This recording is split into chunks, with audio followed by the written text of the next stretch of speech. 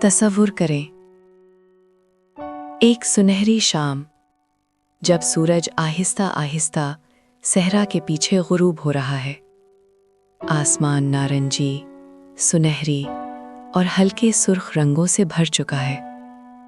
हवा में हल्की सी ठंडक है और खजूर के दरख्त आहिस्ता आहिस्ता लहरा रहे हैं। इसी पुरसुकून गांव में, जहां मिट्टी के घर और छोटे छोटे चिराग रात को जगमगाते हैं, वहीं रहता था एक समझदार, बहादुर और नर्म दिल इंसान, अली बाबा।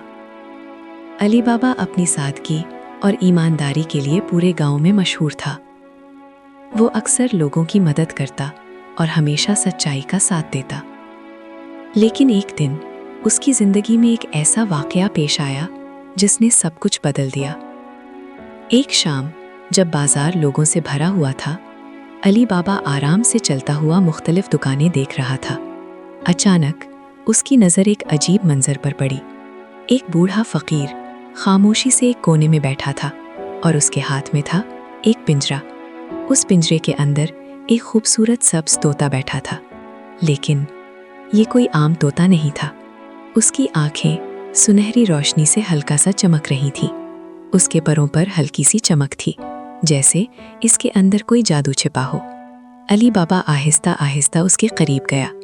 जैसे ही वो पिंजरे के पास पहुंचा, तोता बोला, अली बाबा, तुम्हें खतरा है। अली बाबा के कदम रुक गए। उसकी आंखें हैरत से फैल गईं।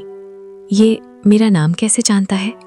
फकीर हल्का सा मुस्कुराया और बोला, ये आम तोता नहीं है, ये सच देखता है और आने वाले खतरात को भी जानता है। अली बाबा कुछ लम्हे सोचता रहा, फिर उसने फैसला किया।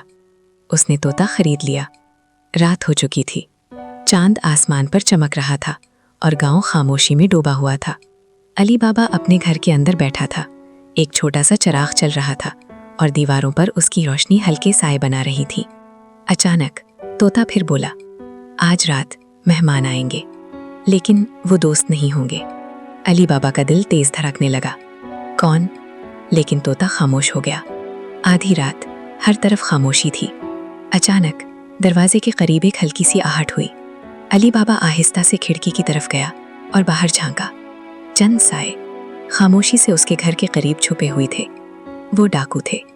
तोता आहिस्ता से बोला, वो अंदर आने वाले हैं। अली बाबा ने फौरन एक चाल सोची। उसने घर की तमाम बत्तियां बुझा दी और खुद एक कोने में छुप गया।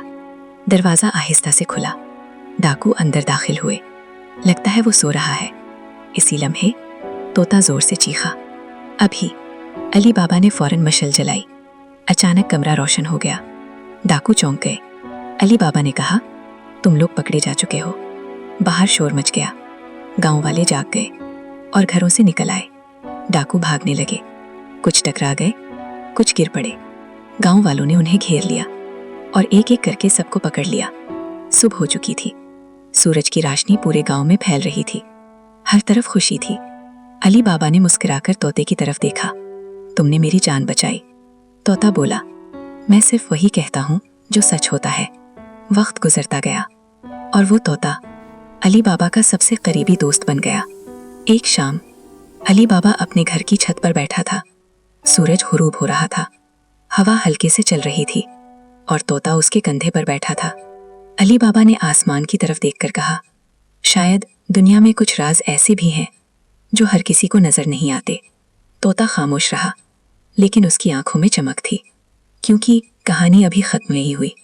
शायद अगला राज तुम्हारे इंतजार में हो।